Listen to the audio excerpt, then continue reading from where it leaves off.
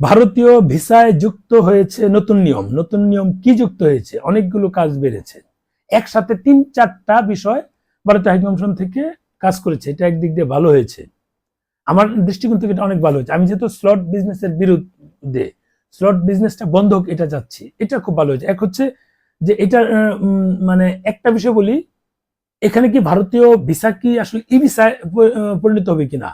ই visa আমরা যেমন Malaysia, Singapore, Malaysia, Thailand যে ভিসা করি, মালয়েশিয়া, থাইল্যান্ড, এখানে কিন্তু সমস্ত ডকুমেন্টস কিন্তু আমাদের আপলোড দিতে হয়। আগে হার্ড কপি দিতে হতো, এখন আপলোড দিতে হয়, পয়েন্ট অনুযায়ী আপলোড দিতে হয়।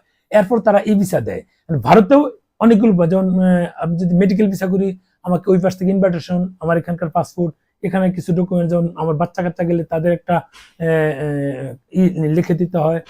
সেগুলো কিন্তু নতুন নিয়ম করেছে। এই নতুন নিয়ম করার আমার মনে হচ্ছে যে ই ভিসার ক্ষেত্রে হয়তো বা তারা এগিয়ে যাবে যদি ই ভিসা দেয়, তাহলে, এবং ই ভিসার মাধ্যমে যদি টুরিস্ট ভিসা চালু করে, সেটা আমাদের জন্য আরো ভালো।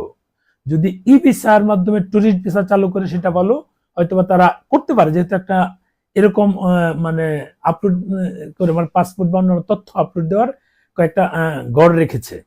এই গড়গুলো যেহেতু রেখেছে, এই ক্ষেত্রে আমাদের, মানে আপনারা তো জানেনই গড়গুলো, এই ক্ষেত্রে আমাদের যেহেতু একটা নিয়ম দিয়েছে, এটা আমার মনে হয় যে ই ভিসায় তারা যেতে পারে। আমি জানি না তারা কি করবে, আমি কোনো আপডেটও পাইনি। আর এই ই ভিসার মাধ্যমেও যদি আমাদের টুরিস্ট ভিসা দেয়, দেখ, অসুবিধা নেই, স্টিকার ভিসা দরকার নাই, লাগবে না। ই ভিসা হলে তো আমাদের পাসপোর্টের জায়গাও নষ্ট হচ্ছে না, খালি থাকতেছে। নতুনদের ক্ষেত্রে একটু প্রবলেম, যে পাসপোর্টে ভিসা থাকলে বোঝা যায় যে এই পাসপোর্টটা ইউজ হয়েছে এইভাবে। ই ভিসা তো লাগানো থাকে না, মানে অনলাইনে থাকে বা প্রিন্ট করা হার্ড কপি বের করা যায় ই ভিসার ক্ষেত্রে। মানে এই ক্ষেত্রে হয়তোবা মানে যাইতে পারে, বা এরকম যদি রেস্ট্রিকশন দিয়েও যদি তারা আমাদের টুরিস্ট ভিসা দেয়, মন্দ না, আমাদের তো ভালো হয়। আমরা মনে করি যে যেভাবেই হোক, যে কোনো শর্ত সাপেক্ষ হোক, যেটাই হোক, এই ই ভিসাটা দিয়ে হলেও আমাদের টুরিস্ট ভিসাটা যদি চালু হয় ভালো। আর আরেকটা হচ্ছে, এই ভারত, মানে ভারতীয় এম্বাসি নতুন কিছু নিয়ম, আগে যেমন একটা আইডি তৈরি করতে হতো, যে কোনো কারো আইডি দিয়ে তৈরি করে, মানে যারা এই থার্ড পার্টি যারা স্লট নেয়, আইডি তৈরি করে ওখানে আমাদের ফাইলগুলো তারা দিয়ে দিত। আমি তো আর স্লটের সাথে, মানে স্লট নেওয়ার সাথে যুক্ত না, আমি থার্ড পার্টির মাধ্যমে স্লট নিয়ে আমার ক্লায়েন্টদের দিচ্ছি, আমি তো নিজে তুলি না। যারা তুলে তারা একটা আইডি, নিজস্ব আইডি তৈরি করতো, ওই আইডি দিয়ে অন্য ধরনের পাসপোর্ট অন্য কিছু ছবি টবি থাকতো, ওইটা দিয়ে বাকিদের তুলে দিত, মানে কি বলে, মানে স্লট তুলে দিত। এখন কয়েকদিন যাবত এটা, ওই দিনকা আমার প্রায় 9টা ফাইল জমা হয়নি, 12টা উঠেছিল, 3টা জমা হয়েছে, 9টা হয়নি। এই ইয়ার সিস্টেমটার কারণে, যেহেতু 9টা হয়নি, কিছু বলার নেই। অনেকে আবার ভুল বুঝছে যে এই সিস্টেমে কেন ওঠা, এইটা বিগত সময় এইভাবে উঠে আসছিল, নতুন তারা নিয়ম করেছে। নতুন নিয়ম করার পর আরো কিছু স্লট উঠেছে, কিছু ডেমার্জ দিতে হচ্ছে। এই কারণেই মানে আমার যারা প্রকৃত রোগী আছে তাদের নিয়ে কাজ করব, অন্যদের নিয়ে কাজ করব না। আমাদের রোগী যারা ভারতে যাচ্ছে, বা স্টুডেন্ট যাতে যাচ্ছি, বা ইউরোপের এম্বাসি ফেস করার জন্য যাচ্ছি, এদেরকে নিয়ে কাজ, এদের কাজগুলো করার জন্যই মানে এই জেনারেল পিপলদের স্লট দেওয়া, কাজ অফ রাখতে। হয়তো যাদের আছে মাসখানেক হবে, এরপর বন্ধ করে দেব। এখন এটা যদি স্লটই বন্ধ হয়ে যায়, আলহামদুলিল্লাহ, সেটা আমাদের জন্য অনেক ভালো হয়। মানে মেডিকেল ট্যুরিজম, স্টুডেন্ট, বিভিন্ন দেশের স্টুডেন্ট, এরপর আমাদের যেটা যদি ট্রাভেল শুরু হয় করবো, নয়তো বা আর কিছু তো বলার নেই, যেভাবে আছে সেভাবেই যাবে, কিছু করার নেই।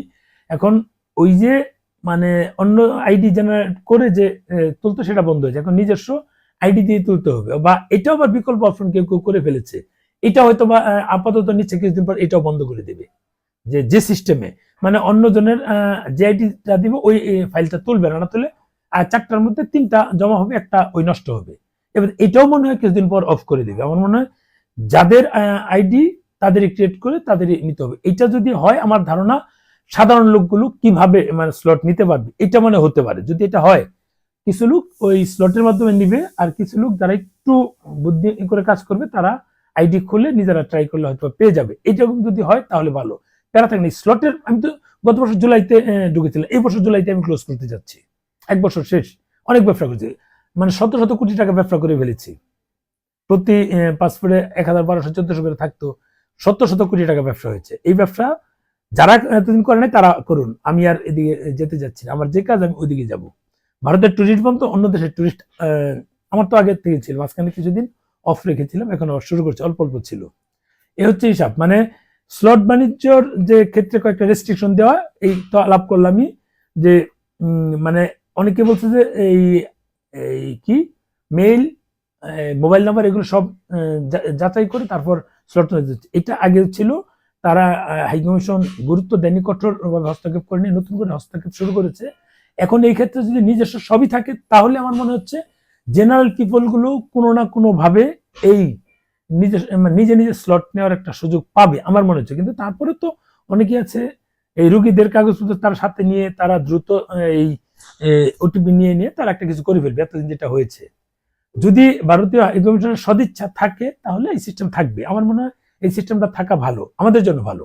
আমরা যারা চাচ্ছি যে স্লট বাণিজ্য বন্ধ হোক, এই যে দেখবেন যে অনেকেই বলবে যে আমি তো স্লট বাণিজ্য করি, আমি আবার এটা কেন নিষেধ করছি? কারা বলবে? এই মানুষগুলো। আমি তো স্লট বাণিজ্য অফই করে দিলাম, 1 তারিখ থেকে আমার বন্ধ, এটা নিয়ে কাজ করবো না। আমাদের যারা প্রকৃত রুগী তাদের তো নিতে হবে, কারণ আমার তো রুগী পাঠাতে হবে, স্টুডেন্ট পাঠাতে হবে, ইউরোপের জন্য লোকজন পাঠাতে হবে, যেহেতু ইউরোপের স্টুডেন্ট নিয়ে কাজ শুরু করেছি, ফিনল্যান্ড আবার অস্ট্রেলিয়ার এগুলো শুরু করেছি। এই ফিনল্যান্ডের জন্য তো আমাকে ইন্ডিয়াতে যেতেই হবে, এই কাজগুলো আমরা করব বাধ্য হয়ে করা, কারণ এছাড়া তো আমার কাজ বন্ধ হয়ে যাবে। দেখেন এই যে আমি যে এদের বিরুদ্ধে বললাম, দেখেন কমেন্টস গুলো দেখবেন, কমেন্টস গুলো দেখলে বুঝবেন এরা কোন ধরনের মাদার চন্দ্র।